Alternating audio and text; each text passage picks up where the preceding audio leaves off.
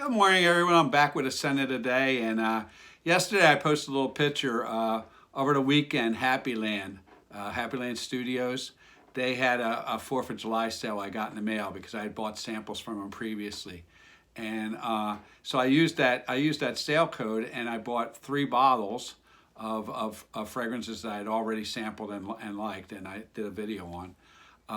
And then I bought 3 other samples, and one of the samples I bought was one called Wunderland, because it's supposed to be the other one of the other warm weather ones that E.J. Wells, the person that runs Happylands, or is the creator of Happylands, it's one of the warmer weather ones, and he's really good at the winter ones too. So anyway, I got this, and I didn't know what to expect. Couldn't find no notes on it on Fragnatic or anything like that. And I have seen, to this morning, I watched a few videos on this from three reviewers. Of course, I saw Ross, Happyland Ross, I guess he read. So, of course, I saw Ross from TLTG. Then I saw Sarah from Glam Finds. And then I saw my pal Joe, the Dry Down Lowdown. And if you don't know Joe, you really should follow him. You really should look at his videos. The man's awesome. He actually should not be in FragCom. He shouldn't be here. You shouldn't be here, Joe. The guy has a voice. He has like $1 million voice, and his editing skills on his writing skills on his script and everything, it's being wasted in FragCom. That's just my opinion. But while he's here, I'm going to enjoy him. So he should be in NFL films, actually. But anyway, I digress. This is my fragrance, and it's called Wunderland. And what's interesting is Mrs. Fritz has her 2 sisters here, and all of them we all have children that were born in the 70s and grew up in the 90s, and so all of them smelled it, and one in particular who had 3 boys, she got Drakkar Noir from this, and I was trying to think Drakkar Noir. I remember our boys wore it. And I was trying to think, if I get anything from the 90s, I got Aspen. So before I made this video, I went and looked it up, and you know what? She's probably right, because Drakkar Noir did have mint. And, but Drakkar Noir had 25 notes in it too, and this has like 6. But that's what she got out of it, the initial smell, and that was, in the first 20 minutes. I don't know what she'll get on the dry down, but I get like Aspen, and that doesn't have mint, so I don't know. It is a good one. It's a greenie.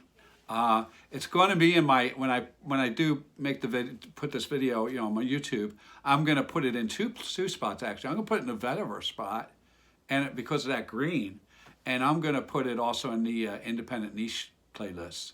And even though this doesn't match all the other Vetiver ones, I'm going to put it there because I think that green and that Vetiver and the Oakmoss play with that mint really good.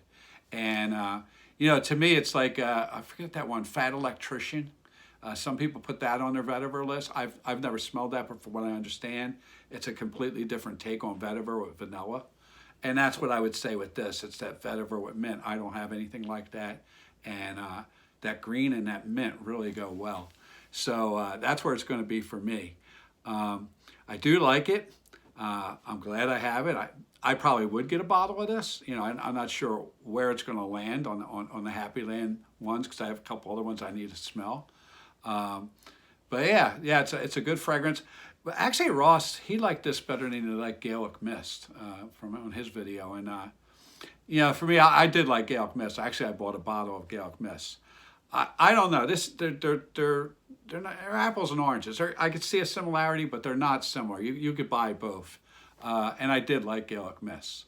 I do like this though, because like I said, it is unique. I don't have too many mint-centric fragrances, so it is something that I'll like with that green, fresh, mini smell. And then it has a myrrh. The notes are mint, myrrh, and green notes. And then I'm gonna have to look down. I probably maybe not. Maybe I won't look down. Then it's got Oakmoss, Vetiver, orange blossom, and ambergris, and that's it. It's only 7 notes. And I think they play good. The myrrh in this might actually be playing a part because of like that smokiness, that incense with that mint. To me, that probably is adding something to it. And as I said, I don't know about the Drakkar Noir whether it is like that. I would suggest that maybe Ashton from GentSense, maybe if he could get a bottle of this and he could do a witch name, that's, if he said it was like it, then I would be like, yeah, that probably is. But I don't remember what your Card Noir smells like. I don't have a bottle of it. And, anyway, that's my video for today. And oh, one last thing, I'm gonna, I was on a couple lives over the weekend, and that's how I met a lot of people in the fragrance community. A lot of people that don't have big channels, but they have great content, and they're really good at discussing fragrances. I love all the people I met on some of the lives. But then there's this like dark side of lives. There's this, where you need to make a lot of drama to increase what's called your engagement rate. And I was on a second live. I was on one live on Friday night, and I was on a second live on Sunday. In the comments, I wasn't on it. And there was a guy named Rafi. They call him Raf, and I don't know his last name. It's like Bellicero or something. And he was mentioning the future of YouTube, and he was saying live is the future for people that are, in the fragrance community and trying to get their, trying to get into the fragrance side and do stuff on YouTube. And one of the things he made interesting was that live. He said it can, go two ways. One is, you could create drama and do that. But there's another side of live where people make that personal connection. They see you, they like you, and they want to, they want to follow you. And that's the one I made with a lot of YouTubers I never knew of. They don't have that many followers, but I made a personal connection with them. And almost, I feel like they're part of my family, and as such, as part of my family, I don't like to see them put down by anybody, especially when they're not there. So, if you are a YouTube person, you're actually doing this to monetize YouTube. I would watch the live, the second live on last Saturday night. It was My Two Cents Brian. It was Mike from I Smells, and it was On Average Joe. And then they had guests on there. They had like Trill Noel. He was on there. He's a perfumer. And actually, I bought something from Trill the next day at X Harmony. And he was discussing fragrances with another perfumer. And it got into the weeds, but it was really great. And I really, really enjoyed that live because I made a personal connection with everybody on there. So anyway, that's my 2 cents on YouTube. I don't put my videos up to YouTube to gain any audience. Mine are just for my grandkids, but that's my take on that. So as always, please pray for peace and please be kind. And especially be kind to people that aren't, if you're talking about people, be kind to them if they're not there to talk back. That would be pretty good. So anyway, have a nice day, and I'll see you again tomorrow. Bye.